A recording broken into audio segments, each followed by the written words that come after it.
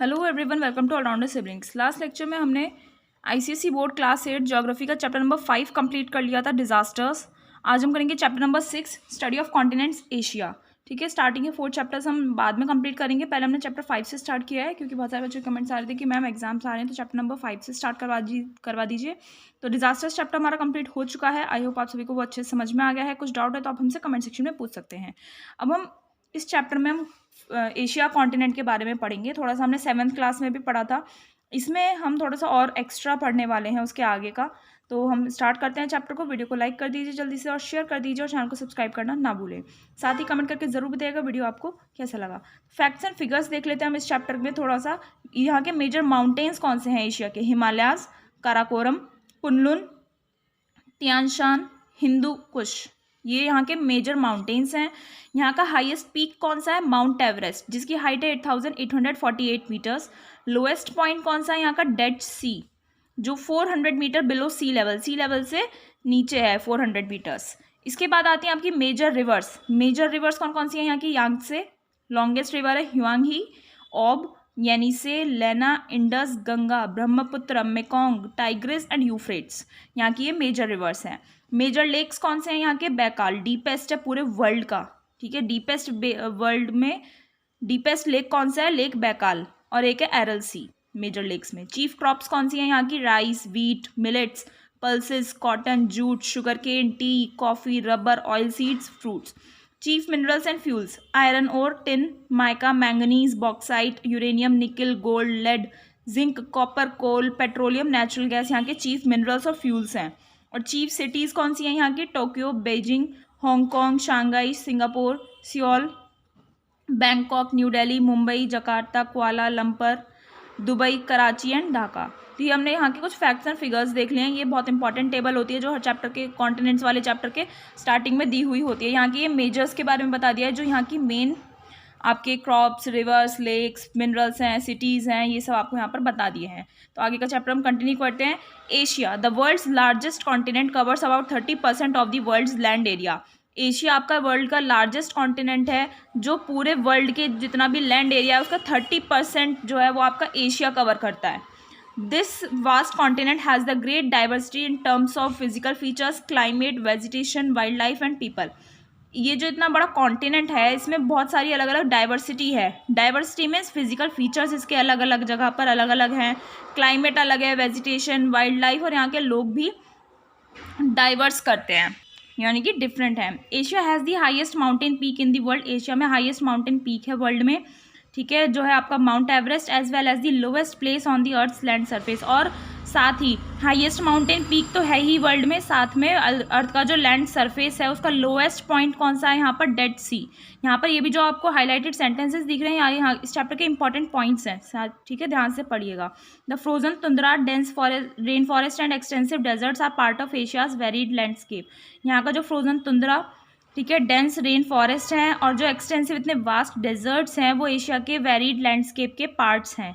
The rich wildlife includes the polar bear, elephant, tiger and giant panda. और यहाँ की जो wildlife है, रिच वाइल्ड लाइफ, यानी कि जो ज़्यादा वाइल्ड लाइफ यहाँ पर पाई जाती है वो polar bear, elephant, tiger and giant panda यहाँ पर पाया जाता है। अब हम बात करते हैं इसकी लोकेशन की। Asia comprises 4/5 of Eurasia and is separated from Europe by the Ural Mountains, the Caspian Sea and the Black Sea. Asia जो है वो यूरेशिया एरिया है उसका 4/5 पार्ट एरिया एशिया का है। और एशिया जो है वो यूरोप से सेपरेटेड है, ठीक है। यूरेशिया हमने 7th में पढ़ा था, क्या होता है? एशिया एंड यूरोप का, ठीक है, क्या होता है? यूरेशिया बोलते हैं। तो एशिया जो है यूरेशिया का 4/5 पार्ट एशिया कंप्राइज करता है। और एशिया जो है वो यूरोप से सेपरेटेड है यूरल माउंटेन्स, कैस्पियन सी और ब्लैक सी से, ठीक है, यानी कि यूरोप और एशिया के बीच में यूरल माउंटेन्स, कैस्पियन सी और ब्लैक सी पड़ते हैं। तो इसकी लोकेशन बता रहे हैं, आगे पढ़ते हैं हम इसमें। आगे बोल रहे हैं the continent is bounded by the Arctic Ocean to the north. Asia जो कॉन्टिनेंट है हमारा उसके नॉर्थ डायरेक्शन में आर्कटिक ओशियन है, ठीक है, पैसिफिक ओशियन है उसके ईस्ट में, Indian Ocean to the south and Mediterranean Sea to the south west, ठीक है। The Red Sea and the Suez Canal separate it from Africa. Asia और अफ्रीका को जो सेपरेट करते हैं वो है आपका रेड सी और स्यूज कैनाल, ओके। यहाँ जो सेपरेशन हमने पढ़ा था वो एशिया और यूरोप का पढ़ा था, और ये जो सेपरेशन है वो एशिया और अफ्रीका का है। इन द नॉर्थ ईस्ट में the Bering Strait separates it from North America. और नॉर्थ ईस्ट की बात करें तो वहाँ पर बेरिंग स्ट्रेट है जो एशिया को नॉर्थ अमेरिका से सेपरेट करता है। Asia extends approximately from 10 degree south latitude to 80 degree north latitude. Asia जो है वो आपका अप्रॉक्स 10 डिग्री साउथ लैटिट्यूड से लेकर 80 डिग्री नॉर्थ लैटिट्यूड तक एक्सटेंड करता है। अप्रॉक्स अबाउट बता रखा है, ठीक है। Overall the equator, the Tropic of Cancer and the Arctic Circle pass through it. और इसके थ्रू यानी कि ये जो एक्सटेंशन पॉइंट आपको दिया हुआ है इसमें से equator, Tropic of Cancer and Arctic Circle pass होता है। Its longitudinal extent is from 26 degree east to 170 degree west. Longitudinal and latitude यही होता है ना, तो लैटिट्यूड यानी कि साउथ टू नॉर्थ हो गया, और ये आपका लॉन्गिट्यूडिनल एक्सटेंट दिया हुआ है यानी कि ईस्ट टू वेस्ट, ध्यान रखना। ओके अभी आपको पिक्चर दिखाई, यहाँ लिख रहा है Mount Everest the world's highest point. World का हाईएस्ट पॉइंट है Mount Everest which lies on the China Nepal border. ये जो माउंट एवरेस्ट है वो चाइना नेपाल बॉर्डर पर है। सिंस 1920 से there were several failed attempts to climb Everest before Sir Edmund Hillary and Tenzing Norgay succeeded in 1953। 1920 से बहुत सारे लोग इस माउंट एवरेस्ट पर चढ़ने की कोशिश कर रहे थे, क्लाइंब करने की कोशिश कर रहे थे, लेकिन बहुत सारे अटेम्प्ट्स जो थे वो फेल हो गए थे। और फिर 1953 में sir Edmund Hillary and Tenzing Norgay ने सबसे पहले इस माउंट एवरेस्ट पर क्लाइंब किया था। और यहाँ पर भी आपको ये पिक्चर दिखाई हुई है द डेड सी। डेड सी के बारे में पढ़ा था। डेड सी क्या है आपका? लोएस्ट प्लेस है अर्थ की लैंड सरफेस पर। This landlocked sea is one of the saltiest water bodies on the earth. Earth पर जितनी भी सॉल्टी वाटर बॉडीज हैं, ठीक है, उसका ये सबसे ज़्यादा समुद्र में नमक पाया जाता है इस डेड सी में। अब हम आगे बढ़ते हैं। एशियन कंट्रीज़ अब हमें पढ़नी है। हमने एशिया की लोकेशन पढ़ ली, अब एशियन कंट्रीज़ के बारे में हम पढ़ना शुरू करते हैं। Asia has many large and small countries. Asia में बहुत सारी बड़ी और छोटी कंट्रीज़ हैं, एक्सक्लूडिंग रशिया। रशिया को छोड़कर चाइना जो है वो लार्जेस्ट कंट्री है, वाइल मालदीव्स जो है वो आपकी स्मॉलेस्ट कंट्री है। वेस्टर्न एशिया और south west Asia includes Turkey, Saudi Arabia, Iran, Iraq, Jordan, Syria, Israel etcetera. Western Asia और साउथ वेस्ट एशिया में ये सब कंट्रीज़ आती हैं। Many of these countries lie around the Persian Gulf and are called the Gulf countries. और बहुत सारी इनमें से कंट्रीज़ ऐसी हैं जो आपकी पर्शियन गल्फ के आसपास होती हैं, इसलिए हम इन्हें उन कंट्रीज़ को बोलते हैं गल्फ कंट्रीज़। साउथ एशिया जो आपका सेंट्रल पार्ट है सदर्न एशिया का, it includes India and it's neighbours, ठीक है। साउथ एशिया जो है वो उसमें इंडिया और उसकी पड़ोसी देश आते हैं, वाइल साउथ ईस्ट एशिया में Thailand, Laos, Cambodia, Vietnam, Malaysia, Singapore, Indonesia and Philippines आते हैं। किसमें? साउथ ईस्ट एशिया में। अभी हमने पढ़ा था साउथ एशिया में, अभी हमने पढ़ा साउथ ईस्ट एशिया में कौन कौन सी कंट्रीज आती हैं।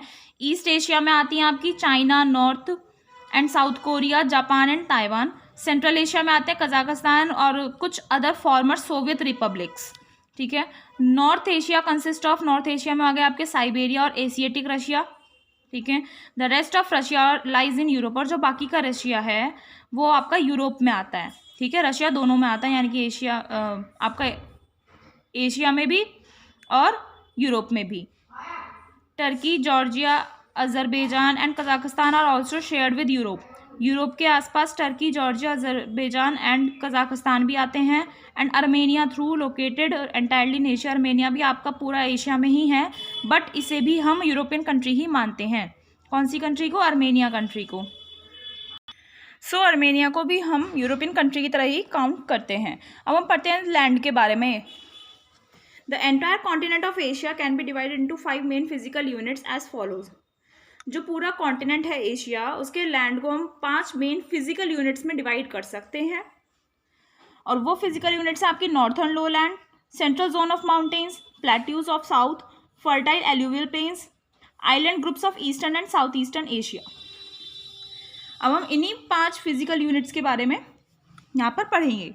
सबसे पहला है the northern low land. The northern most part of Asia consist of greatest continuous low land in the world. जो एशिया का नॉर्थर्न मोस्ट पार्ट है उसमें पूरे वर्ल्ड का सबसे बड़ा कंटिन्यूअस लो लैंड है, यानी कि लगातार लो लैंड ही है यहाँ पर, इसलिए हम इसे नॉर्थर्न लो लैंड बोलते हैं, क्योंकि यहाँ का जो कॉन्टिन्यूअस लो लैंड है वो आपका नॉर्थर्न मोस्ट पार्ट में ही है। It extends from Ural Mountains in the west to the river Lena in the east. ये जो नॉर्थर्न लो लैंड है वो आपका वेस्ट से स्टार्ट होता है वेस्ट में आपके यूरल माउंटेन्स है, वहाँ से स्टार्ट होकर ईस्ट में जो रिवर लेना है वहाँ तक जाता है। Northern lowland is a region of flood plains, swamps and marshes. जो नॉर्थर्न लोलैंड है वो आपका एक एरिया है फ्लड प्लेन्स का, स्वैम्प्स का और मार्शेस का। तो ये स्वैम्प्स और मार्शेस क्या होते हैं, ये आपके दलदल होते हैं, ठीक है, दोनों ही दलदल को बोलते हैं हम, मार्शेस एंड स्वैम्प्स, यहाँ पर लोलैंड में पाए जाते हैं। The mouth of rivers of this region remains frozen for long periods. यहाँ पर जो रिवर्स पाई जाती हैं इस एरिया में, उनका जो माउथ होता है वो लंबे टाइम के लिए फ्रोजन रहता है, जमा हुआ रहता है। So the water coming from the their upper courses finding no outlet overflows and collects on the flat land. इसलिए जो उनके अपर कोर्स से आपका वाटर आता है, उन्हें कोई भी आउटलेट नहीं मिलता है, बाहर जाने की जगह नहीं मिलती है, तो वो ओवरफ्लो होते हैं और फ्लैट लैंड जो होता है वहाँ पर कलेक्ट हो जाता है वो water. The western part of this lowland is a flat plain called the West Siberian Plain. इस लोलैंड का जो वेस्टर्न पार्ट है, जो नॉर्थर्न लोलैंड का वेस्टर्न पार्ट है, वो आपका फ्लैट प्लेन होता है, इसलिए हम इसे बोलते हैं West Siberian Plain. It is drained by the rivers Ob and Yenisei, और ये यहाँ पर रिवर्स हैं ओब एंड येनिसे, कहाँ पर, वेस्ट साइबेरियन प्लेन पर। Between the Yenisei and Lena is an old eroded plateau region called the Central Siberian Plateau. Yenisei and Lena जो रिवर हैं, इनके बीच में एक ओल्ड इरोडेड प्लेट्यू रीजन है जिसे हम बोलते हैं सेंट्रल साइबेरियन प्लेट्यू। इरोडेड क्या होता है ये आप कमेंट करके बताना, बताया है कई बार, ठीक है। इरोडेड क्या होता है इसका मीनिंग आप बताइए। The plateau is bounded on the south and the east by a number of mountain ranges including the Altai, Sayan, Yablonovy, Stanovoy and Verkhoyansk. Lake Baikal और Baikal, the world's deepest lake, lies between the Sayan and Yablonovy ranges. तो क्या बोल रहा है, plateau जो है आपका ये वाला सेंट्रल साइबेरियन प्लेट्यू, इसमें it is bounded on the south and east. South, इस साइबेरियन प्लेट्यू के साउथ और ईस्ट में बहुत सारे माउंटेन रेंजेस हैं, जिसमें आपकी माउंटेन रेंजेस हैं Altai, Sayan, Yablonovy, Stanovoy and Verkhoyansk. Lake Baikal जो है वर्ल्ड का डीपेस्ट लेक है, जो आपके सयान एंड येब्लोनोवी रेंजेस के बीच में आता है ये वाला lake. Okay, to the south of West Siberian Plain, West Siberian Plain के साउथ में है आपका Turan Plain. It is a region of inland drainage, यहाँ एक एरिया है इनलैंड ड्रेनेज का। The Amu Darya and the Syr Darya flow through this plain. Amu Darya and Sair दरिया इस प्लेन से होकर गुजरता है, बोथ फॉल इनटू द एरल सी, और ये दोनों जो आपके ड्रेन्स हैं वो आपके एरल सी में जाकर फॉल करते हैं। तो ये नॉर्थर्न लोलैंड के बारे में हमने पढ़ लिया है। नॉर्थर्न लोलैंड में फिर हमने West Siberian Plain and Central Siberian Plain के बारे में पढ़ा था। अब हम पढ़ेंगे central zone of mountains. In the central part of Asia, Asia के सेंट्रल पार्ट में there is a vast area of high and young fold mountains. Asia के सेंट्रल पार्ट में एक बहुत बड़ा एरिया है जहाँ पर हाई और यंग फोल्ड माउंटेन्स हैं। To the north of India, India के नॉर्थ में lies the Pamir knot, Pamir knot है इंडिया के नॉर्थ में। From which many mountain ranges radiate in all directions, Pamir knot से बहुत सारी माउंटेन रेंजेस जो हैं वो सारी डायरेक्शंस में फैली हुई हैं। The ranges to the east and south east of the Pamir knot, Pamir knot और जो आपकी रेंजेस हैं, ठीक है, बोला ना अभी पमीर नोट के से बहुत सारी माउंटेन रेंजेस आपकी सारी डायरेक्शंस में फैलती हैं। तो पमीर नोट के ईस्ट और साउथ ईस्ट से अगर हम बात करें तो Tian Shan, Kunlun, Karakoram and Himalayas, ये आपकी रेंजेस हैं माउंटेन्स की। Beyond the Himalayas the ranges, Himalayas के अलावा जो रेंजेस हैं आपकी run southwards as the Arakan Yoma and Pegu Yoma, और वहाँ से हिमालयास के अलावा माउंटेन की जो रेंजेस हैं वो साउथवर्ड्स डायरेक्शन में जाती हैं Arakan Yoma and Pegu Yoma के नाम से। The ranges lying to the west and south west of Pamir, Pamir के वेस्ट और साउथ वेस्ट में जो रेंजेस हैं वो उसमें है आपकी Hindu Kush, Sulaiman, Elburz, Zagros, Taurus. Of all the ranges, सारी रेंजेस में से Himalayas are the highest and most extensive, Himalayas जो है वो सबसे ऊंची हैं और एक्सटेंसिव हैं। They have several peaks, Himalayas के सेवरल पीक्स हैं विद हाइट्स, जिनकी हाइट्स जो हैं वो आपके सी लेवल से 8000 मीटर से ऊपर ही हैं, और उसमें आपके माउंट एवरेस्ट आता है जो वर्ल्ड का हाईएस्ट पीक है। ओके, अब इसके अंदर आपका एक सब टॉपिक आता है inter mountain plateaus. The mountain ranges of Central Asia enclose a number of plateaus, जो माउंटेन रेंजेस हैं सेंट्रल एशिया की उसमें बहुत सारे प्लेट्यूज आते हैं। The plateau of Tibet is the largest, इन सारे प्लेट्यूज में जो प्लेट्यू है आपका प्लेट्यू ऑफ तिब्बत ये आपका लार्जेस्ट है, which lies between Himalayas and Kunlun, जो हिमालयाज और कुनलुन के बीच में है प्लेट्यू ऑफ आपका Tibet. It is the highest plateau in the world, ये हाईएस्ट प्लेट्यू है पूरे वर्ल्ड में। The other large intermountain plateaus are, intermountain plateaus क्या होते हैं, जो दो पहाड़ों के बीच में प्लेट्यू आता है ना, तो उसको बोलते हैं इंटरमाउंटेन प्लेट्यूज। तो इंटरमॉन्टेन प्लेट्यूज जो बाकी के लार्ज हैं उनमें से कौन से हैं? Plateaus of Mongolia, Iran and Anatolia. ठीक है, एशिया का माइनर रूप है ये अनातोलिया। तो ये है आपके इंटरमॉन्टेन प्लेट्यूज। हम पढ़ते हैं plateaus of the south. South के क्या कौन कौन से प्लेट्यूज हैं? ये थर्ड है आपका, नॉर्थर्न लोलैंड पढ़ लिया है हमने। ठीक है, और कौन सा पढ़ा था अभी? Central zone of mountains. Third है plateaus of the south. To the south of mountainous zone lie some very old and eroded plateaus. Mountainous area के साउथ में कुछ बहुत ही पुराने और इरोडेड प्लेट्यूज हैं वहाँ पर located. These include the Arabian and Deccan plateaus. इनमें आपके अरेबियन और डेक्कन प्लेट्यूज आते हैं। Such plateaus are also found in south eastern Asia. और ऐसे प्लेट्यूज आपको साउथ ईस्टर्न एशिया में भी देखने को मिल सकते हैं। द शान एंड यूनन प्लेट्यूज आर एग्जाम्पल्स। और इसके एग्जाम्पल्स हैं आपके शान एंड यूनेनियन प्लेट्यूज। नेक्स्ट है आपका fourth, fertile alluvial plains. Apart from the plains in the north में जो प्लेन्स हैं उससे अगर अलग बात करें, Asia has several extensive alluvial plains formed by rivers which arise from the central mountainous ranges. Asia में बहुत सारे एक्सटेंसिव एल्यूवियल प्लेन्स हैं जो आपके रिवर्स की वजह से बने। और वो रिवर्स जो कौन सी रिवर्स हैं? जो आपके सेंट्रल माउंटेनियस से अराइज हुई हैं। These plains are entirely different in character from the northern marshy plains. ये वाले जो प्लेन्स हैं आपके, ये बिल्कुल डिफरेंट हैं। ठीक है, जैसे आपके नॉर्थर्न मार्शी प्लेन्स पाए जाते थे उससे बिल्कुल अलग हैं ये वाले plains. With ample water supply and fertile alluvial soils, they are some of the most important agricultural lands in the world. यहाँ पर बहुत सारा वाटर सप्लाई है और अच्छा एल्यूवियल सॉइल है, यहाँ का फर्टाइल एल्यूवियल सॉइल है। उसके साथ साथ they are some of the most important agricultural lands in the world. और वहाँ पर आपके वर्ल्ड के सबसे इंपॉर्टेंट एग्रीकल्चरल लैंड्स भी हैं। They are also among the most densely populated regions of the world. और वर्ल्ड के डेंसली पॉपुलेटेड रीजन्स में से एक है ये वाला area. The rivers which flow through these fertile plains. और वो रिवर्स जो आपके इन फर्टाइल प्लेन्स से होकर गुजरती हैं, फ्लो करती हैं, वो है आपकी Huang He and Yangtze in China, Ganga and Brahmaputra in India, Indus in Pakistan, Euphrates and Tigris in Iraq and Irrawaddy is Salween and Mekong in south east Asia. Yangtze is the longest river of Asia. और Asia की longest river कौन सी आपकी? Yangtse. यहाँ पर देखिए picture में क्या दिखाया है, the Huang He is often called the Yellow River. Huang He को हम कभी कभी येलो रिवर भी बोलते हैं। It was also known as China's sorrow. इसे हम कभी कभी चाइना का दुख, चाइनाज सोरो भी बोलते हैं because of its devastating floods. क्योंकि इस रिवर में बहुत ज़्यादा फ्लड आता है जिससे बहुत ज़्यादा नुकसान हो जाता है, इसलिए हम चाइनाज सोरो भी इसे बोलते हैं। नेक्स्ट एंड फिफ्थ आता है आपका जो फिजिकल यूनिट्स हम पढ़ रहे थे, the island groups. There are a large number of islands of the eastern and south eastern coast of Asia. Eastern and south eastern part की अगर हम बात करें एशिया की, तो वहाँ पर बहुत सारे आइलैंड्स पाए जाते हैं। These islands are the peaks of fold mountains and volcanic mountains.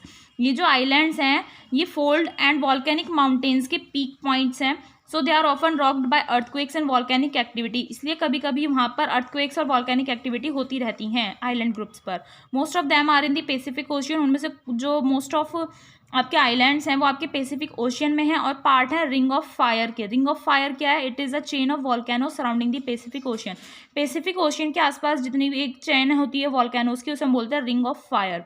Many of these islands from Nations. इनमें से बहुत सारे आइलैंड्स तो आपके नेशंस हैं, जैसे आपका Japan, Philippines and Indonesia. Indonesia and Philippines are part of the largest archipelago group of islands. Group of islands को हम बोलते हैं आर्कीपेलेगो। तो इंडोनेशिया और फिलीपींस जो हैं वो आर्कीपेलेगो के पार्ट्स हैं, ठीक है, पूरे वर्ल्ड में। And this group is called the Malay archipelago. क्या इस पूरे ग्रुप को हम क्या बोलते हैं? मलय आर्कीपेलेगो।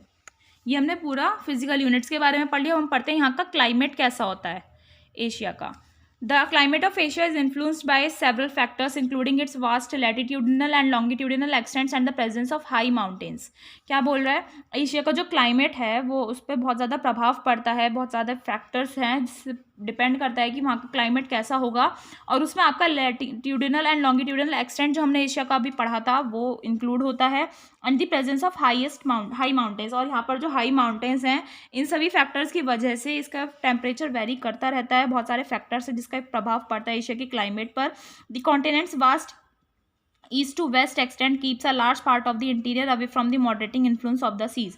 जो कॉन्टिनेंट का इतना बड़ा ईस्ट से वेस्ट तक का एक्सटेंट है, वहाँ पर लार्ज पार्ट है इंटीरियर का जो आपको वहाँ के जो समुद्र हैं उसके मॉडरेटिंग इन्फ्लुएंस से अलग रखता है, सेपरेट रखता है।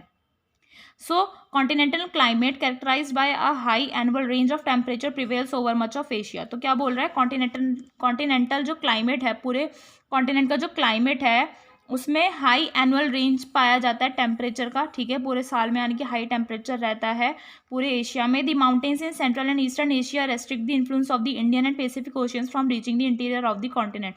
जो माउंटेन्स आपके सेंट्रल और ईस्टर्न एशिया में हैं वो इंडियन और पैसिफिक ओशियन पर, जो आपके इंडियन और पैसिफिक ओशियन का प्रभाव होता है उसको प्रोटेक्ट करते हैं, ठीक है। जो माउंटेन्स हैं उन पर, कौन से माउंटेन्स, जो सेंट्रल और ईस्टर्न एशिया में हैं उन पर, उनकी वजह से, उन माउंटेन्स की वजह से इंडियन एंड पैसिफिक ओशियन का कोई भी प्रभाव इंटीरियर में नहीं पहुंचता है, उस कॉन्टिनेंट के सेंट्रल में नहीं पहुंचता है।